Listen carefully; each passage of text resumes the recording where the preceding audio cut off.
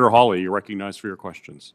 Thank you very much, Mr. Chairman. Thanks to all of the witnesses for being here. If I could just start with you, Mr. Young, I want to give you a chance to address a question that I asked another FBI representative who came before this committee following the Colleyville attack, the terrorist attack in Texas. As you remember, of course, the FBI special agent in charge at the time said on the ground and said repeatedly that that attack was not related to the Jewish community.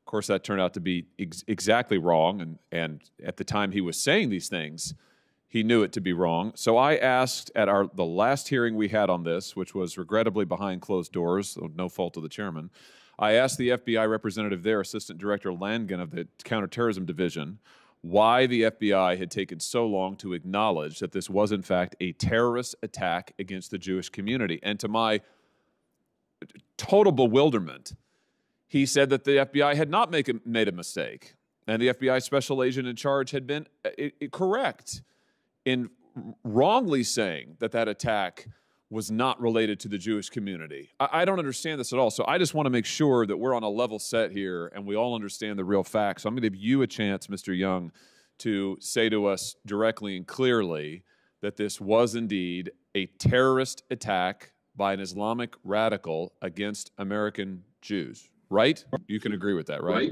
You can agree with that, right? Yeah, we looked at it as the Jewish community as a vulnerable and targeted community. We had an individual that came into the United States from London with aspirations of targeting that community and freeing a hostage. I do not know what information the SAC had at that time, but I can tell you all of our investigative steps were consistent with us conducting a terrorism investigation. Great. So it was a terrorist attack by a radical Islamic terrorist against American Jews. I think it's important that's the truth. It's important to say the truth. And the fact that the FBI took as long as it did, and it took the FBI director, I think, to the next day to actually acknowledge the truth, and then that you'd have people come to Congress and continue to foot drag on this, baffles me. And frankly, it's totally unacceptable. So let's talk a little bit, if we could, more about some of the details of that terrorist incident against those worshipers in Colleyville. If I could come to you now, Ms. Dovich. So I understand that Malik Faisal Akram was a British citizen. He had a lengthy history of extremism and anti-Semitism in particular. For example, according to reports, he frequently traveled to Pakistan. He was a member of an ultra-Orthodox Islamic sect that was banned in several countries and known for its ties to terrorism. He spent time in prison for violent offenses. He'd been investigated by British intelligence for extremism as recently as 2020. He was a subject of interest to the British and on their watch list. British law enforcement reported that he made comments about his desire to kill and bomb Jews. That's a quote. Despite all of this, however, he was allowed entry into our country through the visa waiver program. And so I want to ask and get this on the record in public, was the United States government informed of his background by UK intelligence when he attempted and successfully entered our country in December of last year? Sir, to the best of my knowledge, the department certainly was not aware of this information prior to the individual's travel. And all of the security checks that had occurred, even through the ESTA process, did not reveal any derogatory information on Akram. How is that possible?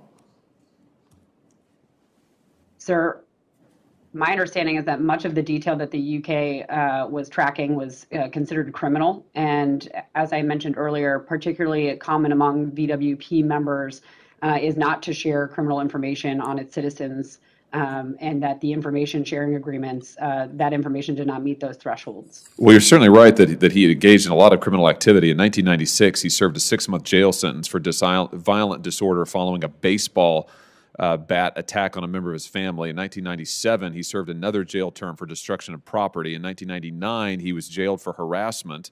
And after release, he was jailed again for violating the terms of his sentence. In September 2001, he was banned from a courthouse in the UK after threatening staff and ranting about the September 11th attacks. In 2012, he was arrested for theft and robbery. While in prison, he was reported by a prison imam for concerning and disruptive behavior, and he regularly participated in anti-Semitic demonstrations, marched for the release of terrorists held at Guantanamo, and then, of course, held hostage those worshipers in Colleyville, demanding the release of another terrorist. And he'd been investigated by British intelligence for extremism. So you're telling me that none of this was shared with or known to the United States government?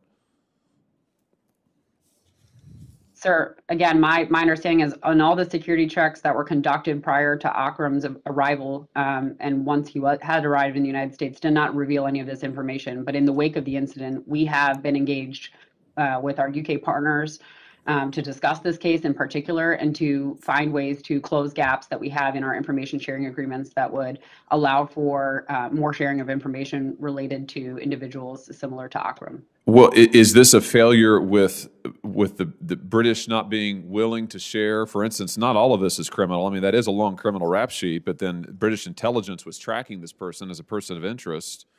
There are multiple intelligence reports here, so none of that was shared with the United States government either. Is that because we didn't ask for it, or is it because they didn't share it? Sir, I'd have to get back to you on the more specific details regarding this case.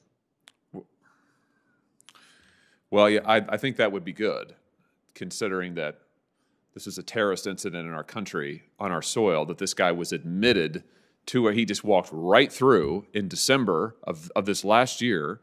Despite all of this, despite this extensive rap sheet, he was allowed into the country. And apparently, you told me that there were no flags that were raised, right? Didn't you say that there was no derogatory information that was flagged when he was admitted to the country? As an inbound traveler, Akram's biographic information was checked against our intelligence holdings, lost and stolen passports, visa history, and targeting rules prior to his departure. His biographic information was also collected upon his arrival, and this information did not yield any derogatory results on the individual. That's extraordinary. I mean, that's just extraordinary. I would imagine a Google search could probably have turned up much of this information in the UK, considering his extensive criminal history. I mean, that's astounding. And frankly, it is frightening because who knows who else? If that's the extent of our vetting, who knows who else is just walking across the border or walking through our airports? I mean, that's really exceptional. I'm going to ask you to follow up as you offered to, Ms. Dobich. I'll have additional questions for you. My time has expired and other members are here to question. But I think there's a lot more to learn here. Thank you, Mr. Chairman.